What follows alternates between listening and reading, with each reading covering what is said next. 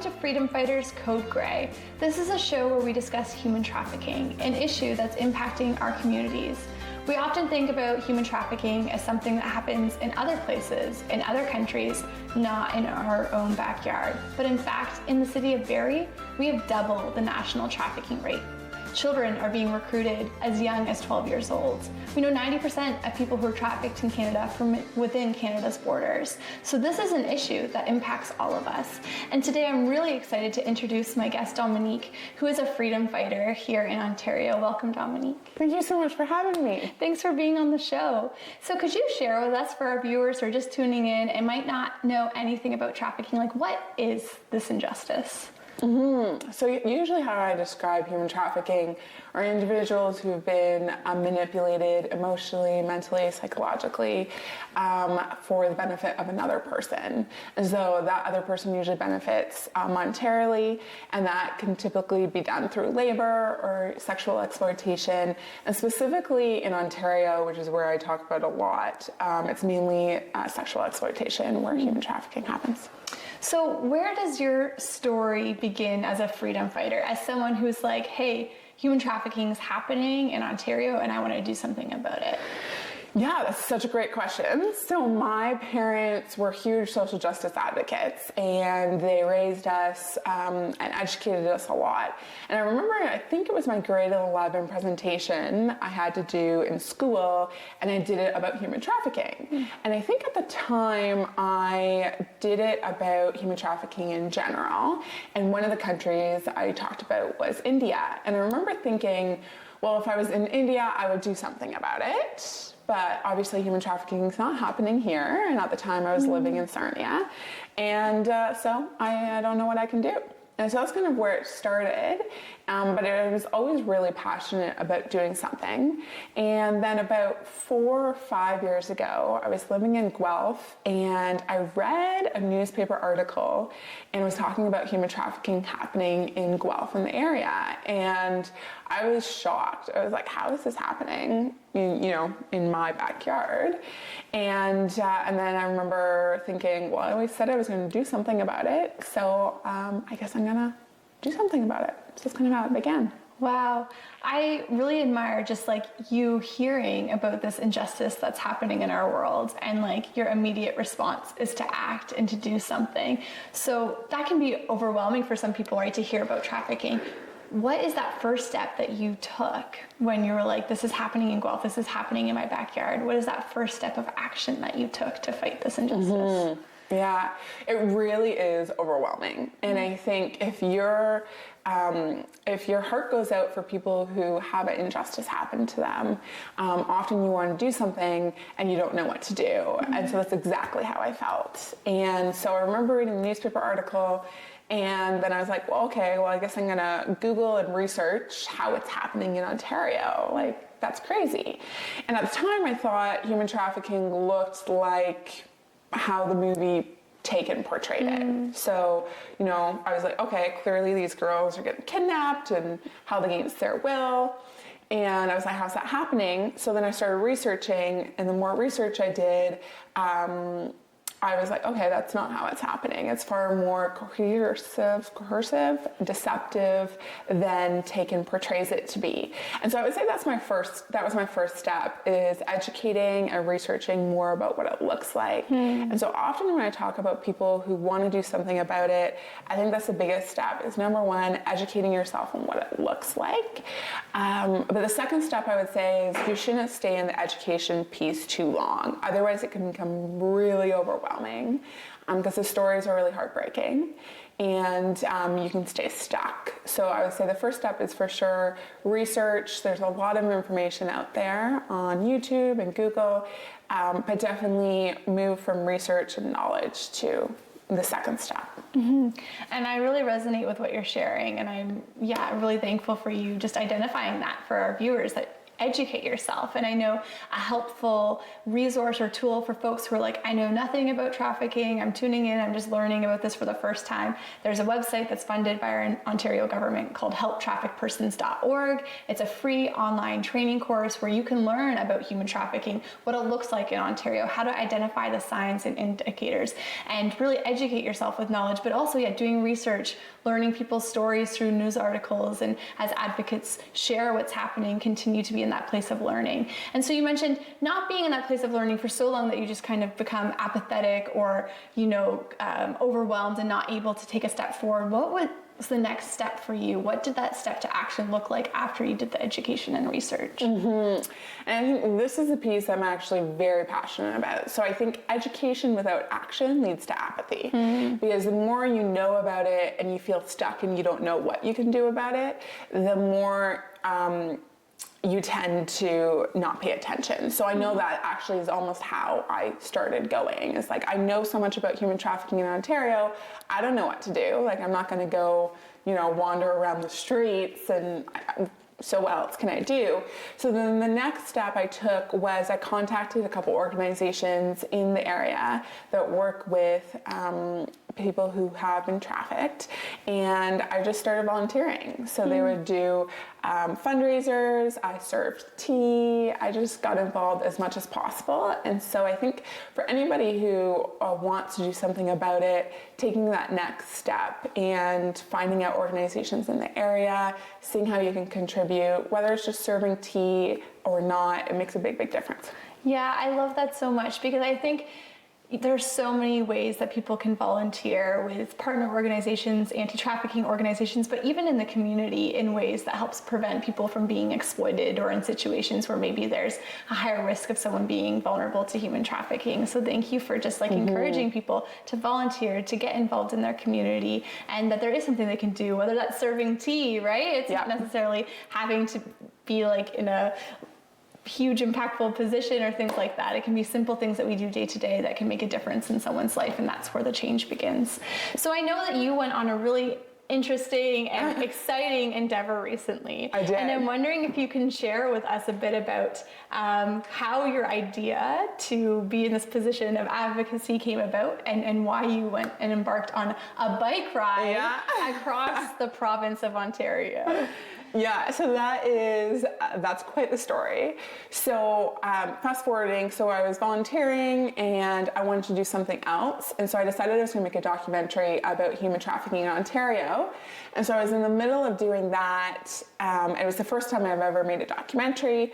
So I was in the middle of doing that, and I was like, there's something else I want to do to raise awareness. And so it was in June of 2019, and I was like, well, I don't know, people run marathons to raise awareness. Maybe I'll do that. And I was like, that seems like a lot of effort. So then I was like... Yeah, I tried that. It didn't go over very well. So then I was like, okay. So I was like, I'll bike. And I was like, if I bike for one day, that's not really the impact I want to make. So I decided I was going to bike from Ottawa to Windsor and kind of meander my way through. I think it ended up being 22 towns, and so it ended up being 1,100 kilometers. So I biked 1,100 kilometers. I think I stopped in about 22 towns. I did a lot of media interviews and talks within community, and it was one of the most impactful experiences I've had. Now, are you a cyclist? Do you love biking? Are you this would be a fun way to spend my month, of October 2019, yes. Just biking across the province, Yeah. So no, I hadn't biked in years. I didn't have a bike. And so, you didn't even have a bicycle? No, I didn't have a bike. So this is something I'm really, I find quite humorous, is I think when you're committed to making a difference, you're going to find a way. And so I decided I'm going to bike. I hadn't biked in years. I'm not an athlete. I think people are like, oh, she's going to bike 1,100 kilometers. Clearly she's athletic. I'm not an athlete, and I hadn't trained, and I just decided I was going to do it. And so I found a bike on my porch that wasn't even mine, and I just started training with it. Nobody else was using it. So whose bike is this? So I started training, and when I say started training, I trained 5 times and biked about 20 kilometers each time before I began October 1st, and that's how it began. Wow.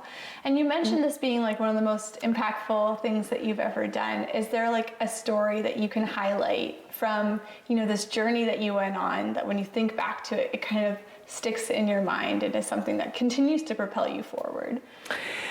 There's no one specific story. What I would say is, I think it's the, you know, drops in the bucket. So the most impactful experience that was left with me was once I knew that my voice mattered.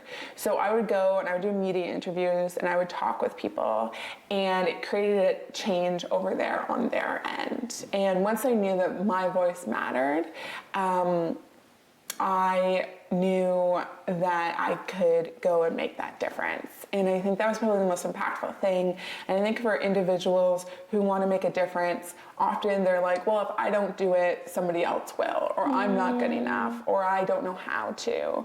But once you can transfer from I don't know how to, my voice doesn't matter, I don't know what to do, to anything I do makes a difference,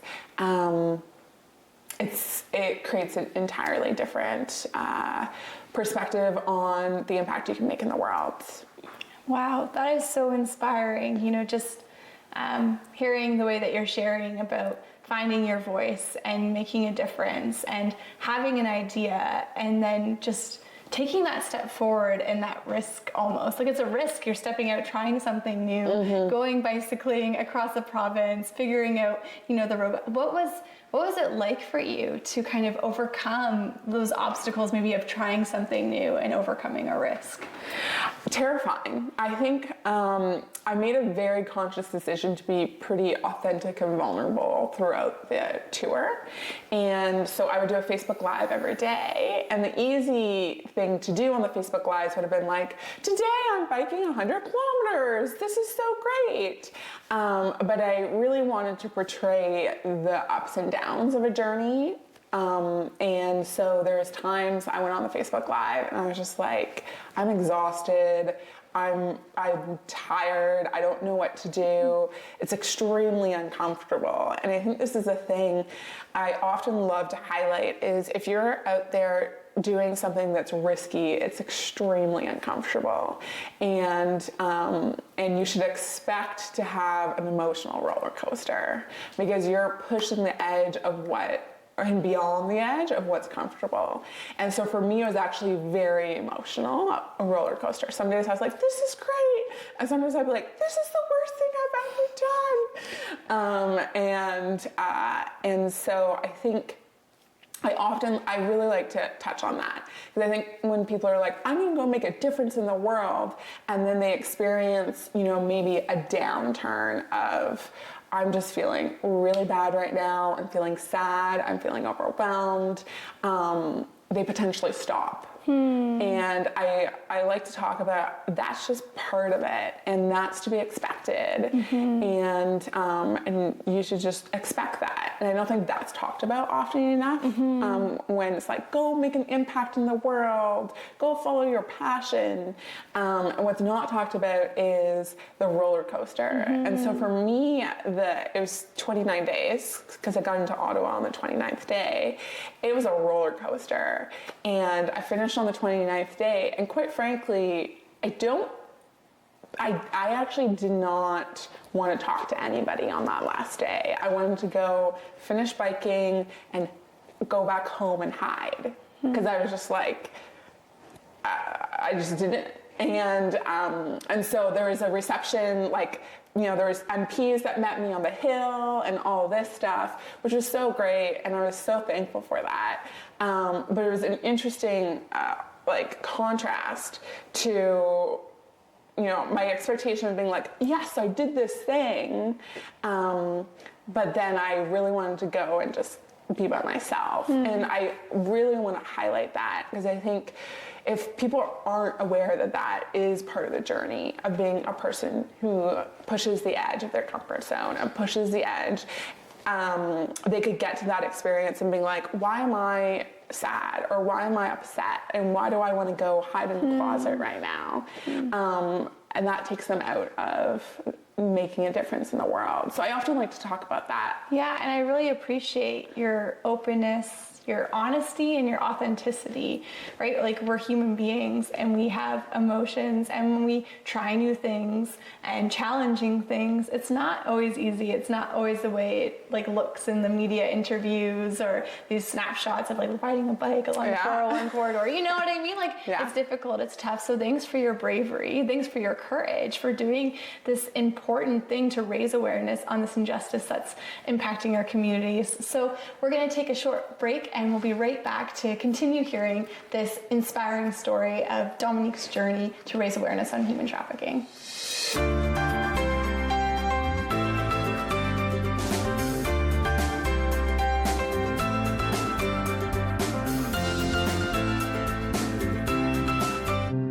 After involving Nuha in this program, she feels very confident. Here you have a lot of opportunity. I learned a lot of stuff, like being kind, and I'm more open-minded. Queer people were usually not the ones at the forefront of crafting these narratives. It's not about me, it's about what I represent. What is this lesbian thing you speak of? You can't put two men together. You can do that.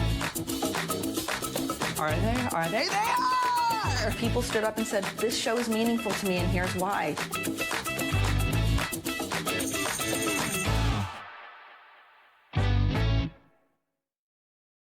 Through United Way, I did a self-esteem course, training for peer support, and now I volunteer. It's a lesson that comes from the nature of doing work with the United Way that gives me a new lease on my life.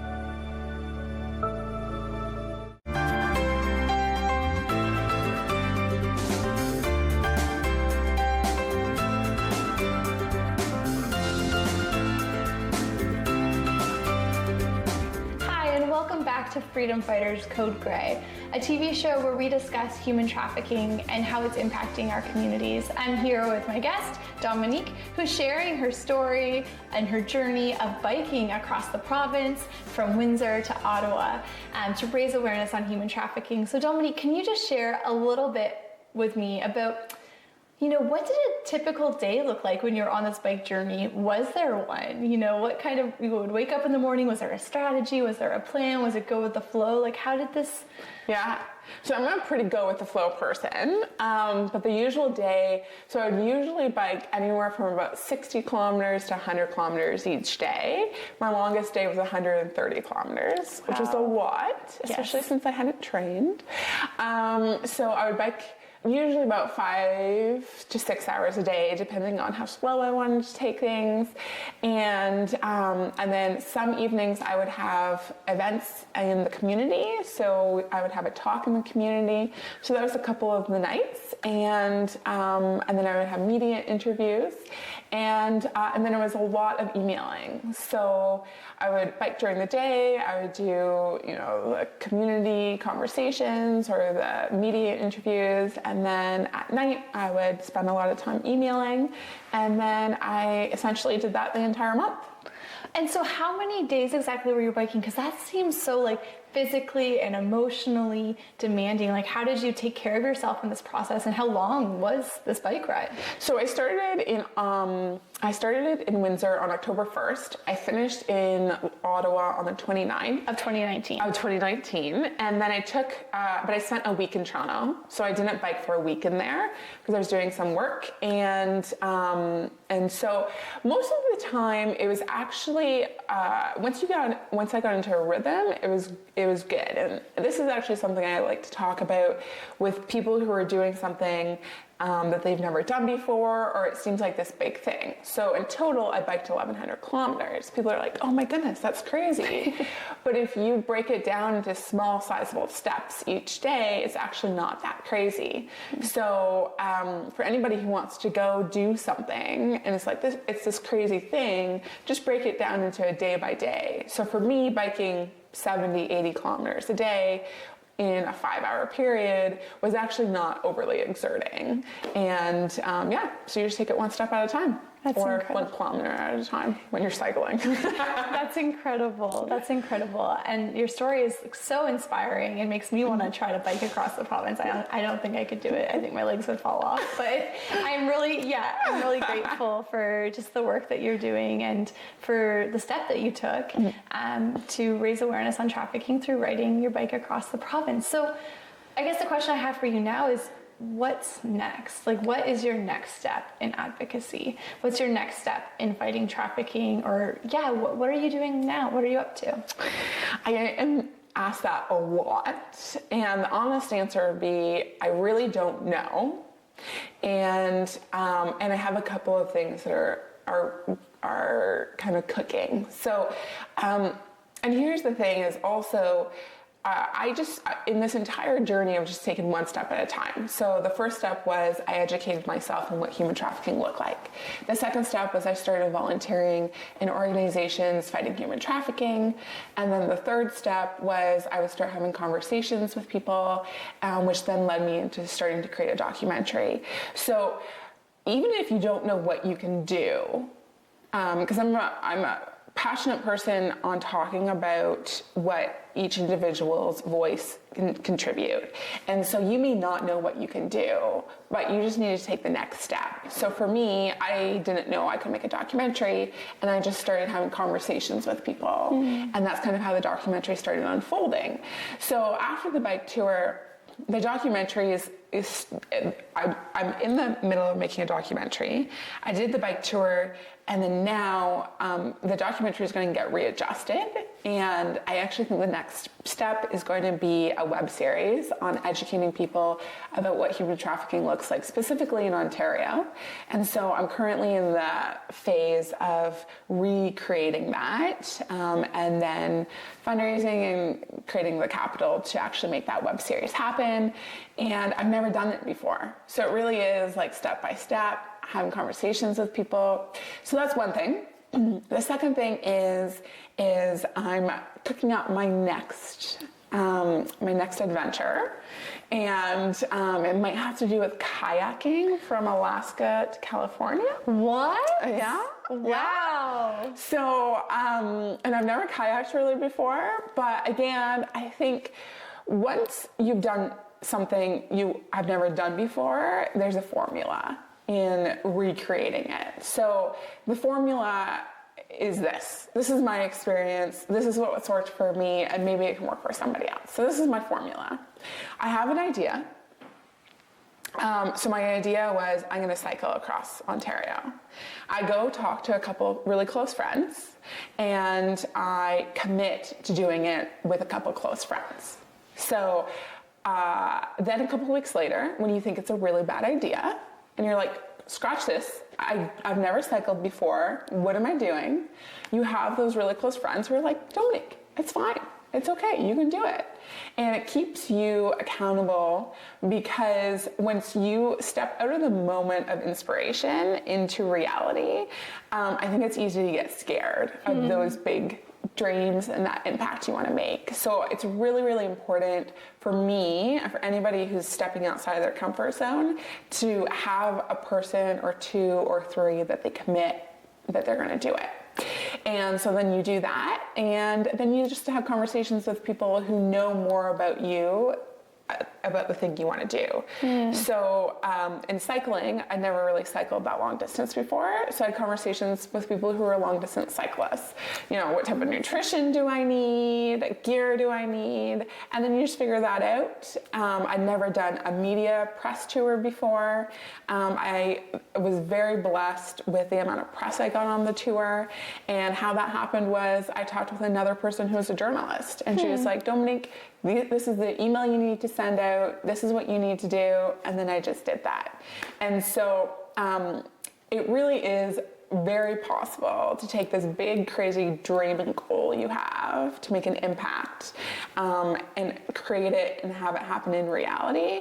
It's just consistently taking those actions and talking with people who know more about you, about it than you do, and taking action on that. I love that. So you have an idea in your head, and you share it with someone else. So that creates like an accountability network almost, to be like, pursue this dream, pursue this goal, and be your cheerleaders to encourage you on when you're feeling, maybe self-doubt, or even when I was like, oh, like maybe I shouldn't bike, you might say to me, no, you can do it too. You should do it, right? And take that lie or that insecurity and turn it into confidence. And then also learning, asking people who are experts in biking or people who know knowledge in a certain area, figure out how to do it and break it down. I love that. Break down the goal so it doesn't seem like so big and unachievable, but that it's something concrete that people can do. So I'm wondering, in a few minutes, if you could just share with us really quickly, what is something that you would encourage our viewers to do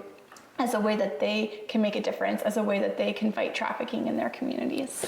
So for those who are really committed to making a difference in fighting human trafficking, I would go Google in your area people who are actively involved in fighting it. Go email them and say, what can I do to help this? And there are so many different ways. You could get involved in education, you can get involved in, the rehabilitation piece, you get involved in the proactive piece. There's so many places. So I would just say, go use Google, find the people who are involved in your community and ask how you can help. Is there any closing thought that you have or takeaway that you want people to know from your journey and for inspiring them to make a difference in the world? I think it's easy to hear my story and be like, oh, that's her, I could never bike 1,100 kilometers. And if I could say one thing is do not separate you from me. I've never biked 1,100 kilometers. You can do it. You are capable of doing it. Go risk and go be uncomfortable and go do the thing you want to do, even if you don't think you can do it.